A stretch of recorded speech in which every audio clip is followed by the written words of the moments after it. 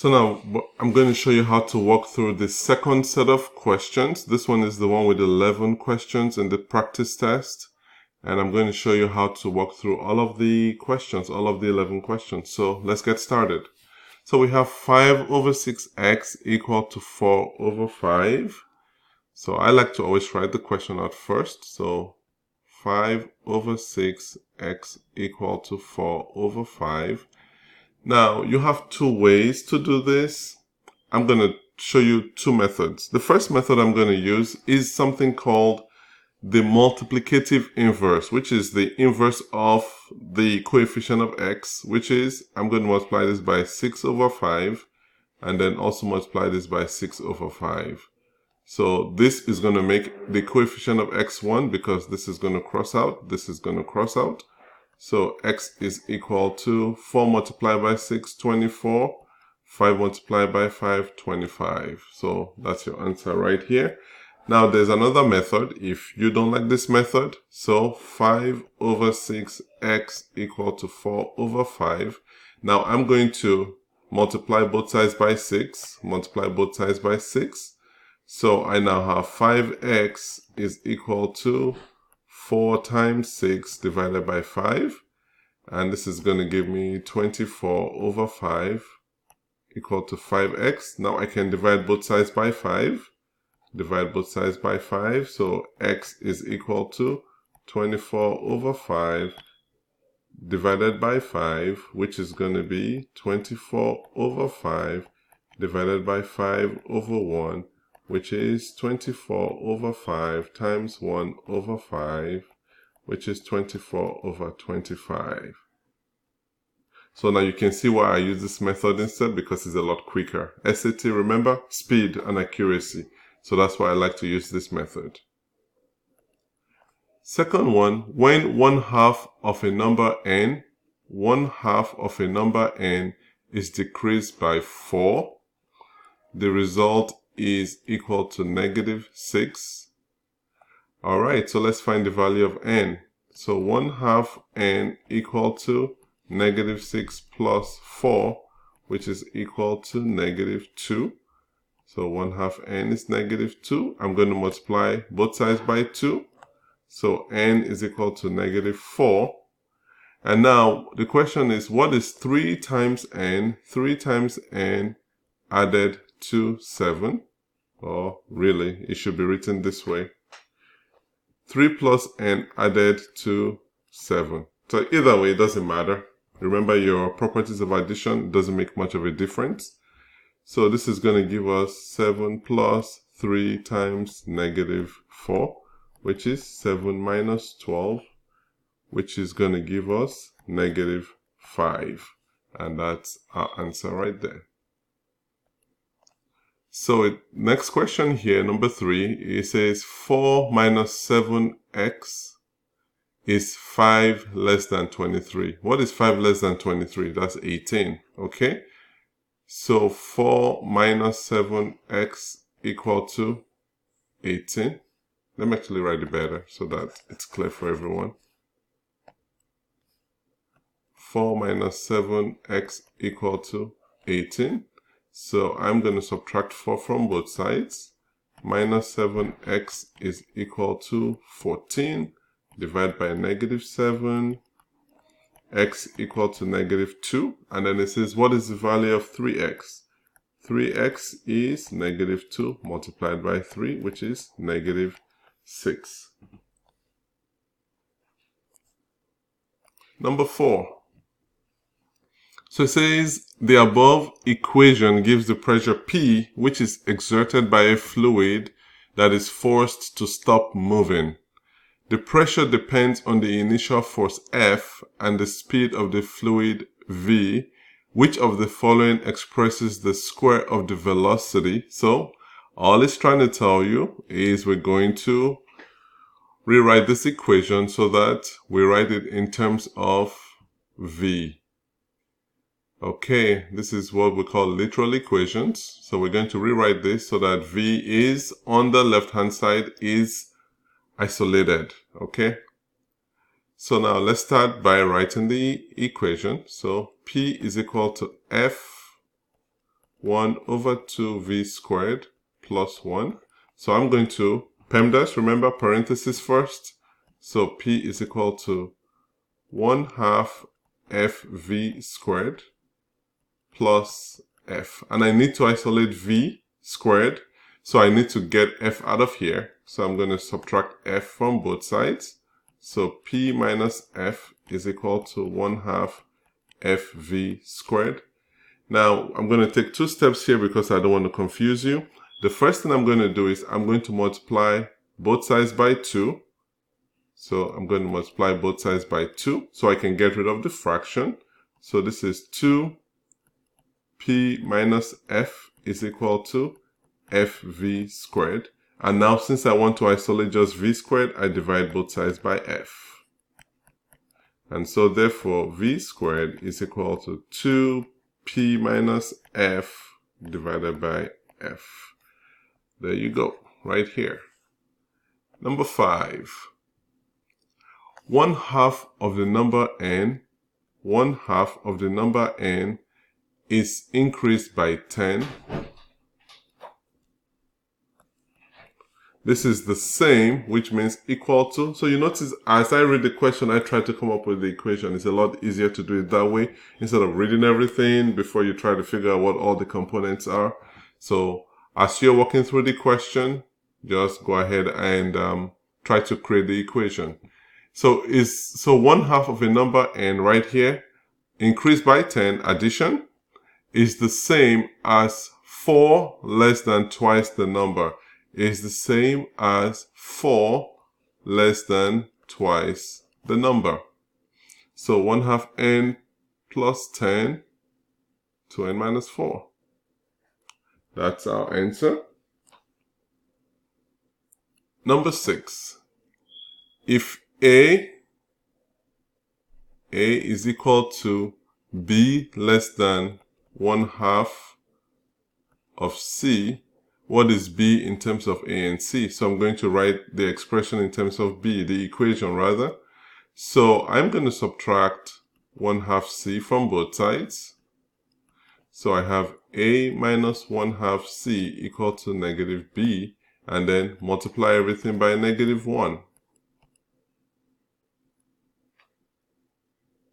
So this is going to give me negative A plus 1/2 C equal to B. So now we have, I'm going to rewrite it, B is equal to 1/2 C minus A. So let's look for anyone that looks like either one of these equations. So 1/2 C minus A, that's what we have here.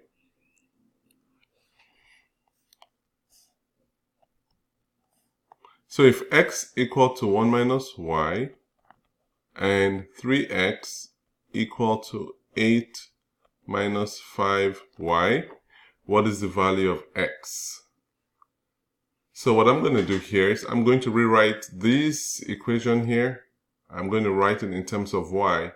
So let's do it this way. I'm going to add y to both sides. Okay, so x plus y is equal to 1, and then I'm going to subtract x from both sides. So y equal to 1 minus x. So now I'm going to substitute this value of y here into the second equation.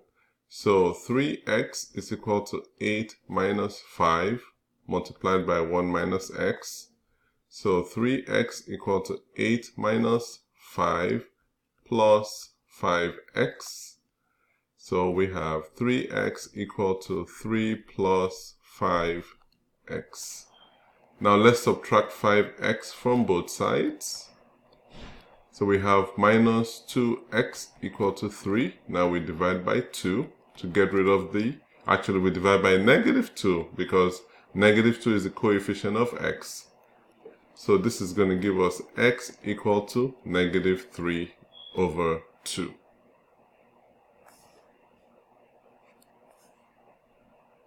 Number 8, the quotient of a number and 5. Let's call the number n. Let's say number equal to n. The quotient of a number and 5 is equal to 9 less than 1/2 of that number. So now we are going to subtract, actually, let's add 9 to both sides, make it a little bit more interesting. So n over 5 plus 9 equal to 1/2 n. And now I'm going to subtract n over 5 from both sides. So now we have 9 is equal to 1/2 n minus 1/5 n. They're all the same. That's exactly what these two mean. So I'm going to ignore n and just deal with 1/2 minus 1/5. So 1/2 minus 1/5. Least common multiple is 10. So this is going to give me 5 over 10 minus 2 over 10, which is 3 over 10. So now 9 is equal to 3n over 10. Multiply both sides by 10. So we have 3n is equal to 90. Divide both sides by 3. And you have n equal to 30. That is our answer right here.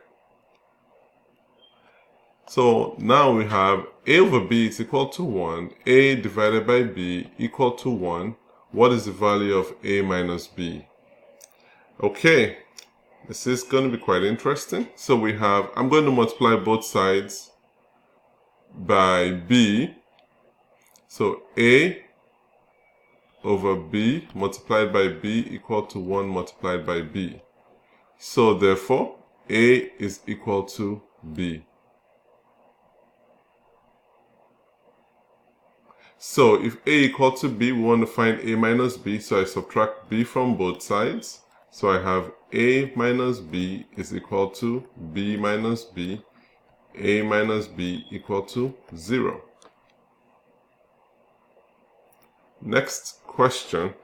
When an object is thrown from the ground into the air with an initial upward speed of v0, okay, per second, meters per second, the speed v in meters per second is given by the equation this, okay, so let me write that out. V equal to v0 minus 9.8 t, okay.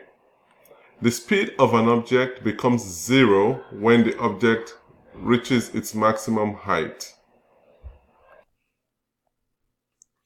If an object is thrown upward with an initial speed of 14 meters per second, so here now we have v0 is equal to 14. How many seconds does it take to reach its maximum height, which means v is equal to 0? So let's plug it in so we can find t.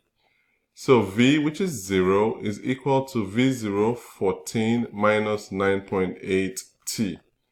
So I'm going to subtract 14 from both sides. So I have minus 14 equal to minus 9.8 t. Now we can divide both sides by minus 9.8 minus 9.8.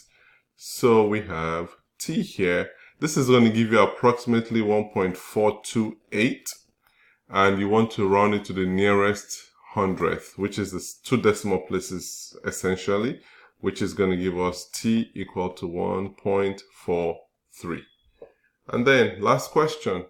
When an object is dropped from a height of s feet above the ground, the height h of the object is given by this equation. So h equal to negative 16t squared plus s, where t is the time in seconds after the object has dropped.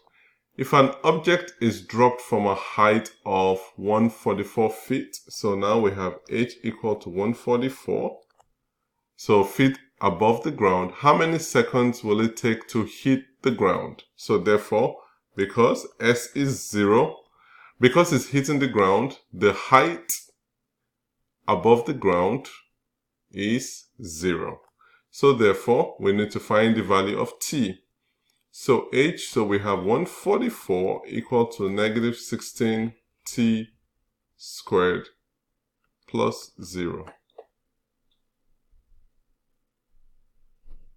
And it's dropped. So that's the key thing here. Because it's dropped, it's actually a negative height. Negative height. So now we have negative 144 equal to negative 16t squared. So we're going to divide both sides by negative 16. And we have 9 equal to t squared. So we can find the square root of both sides. And we have 3 equal to t.